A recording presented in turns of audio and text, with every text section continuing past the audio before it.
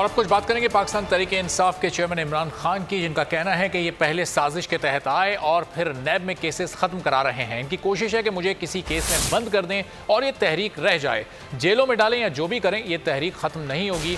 शफाफ election का होने तक पीछे नहीं हटेंगे। इमरान खान डट गए, मुखालफिन को इलेक्शन में चित करने का अज़्म। कहा नून लीग ने धांधली से ज़िमनी इंतखाबात जीतने का मंसूबा बनाया है, धांधली के बावजूद हम इनको हराएंगे।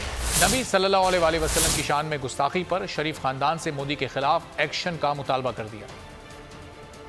इनकी कोशिश ये है कि इमरान खान को किसी तरह किसी केस में बंद करो ताकि ये सारी तहरीक रह जाए। हमने किसी सूरत अपनी हकीकी आजादी की तहरीक, चाहे ये जेलों में डालें या जो मर्जी करें, ये अब तहरीक खत्म नहीं होगी जब तक साफ और शफाफ इलेक्शन की अनाउंसमेंट नहीं होती।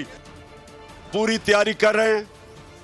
इनको इलेक्शन कमीशन जो बाय इलेक्शन के अंदर हमारे सामने चीजें आ रही हैं, हल्का बंदियां के अंदर इन्होंने बैठ के पूरा प्लान बनाया नून लीग चाहे पंजाब में इलेक्शन धांधली से जीतने का, क्योंकि इनको पता है कि वैसे तो ये अब इलेक्शन जीत नहीं सकते।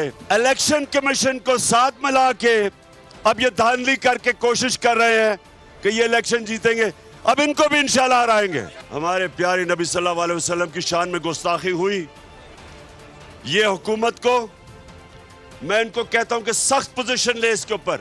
अगर अरबों के अंदर 4 मुल्कों ने सख्त पोजीशन ली है, ये भी सख्त पोजीशन ले, दोस्ती और बिजनेस खत्म करें।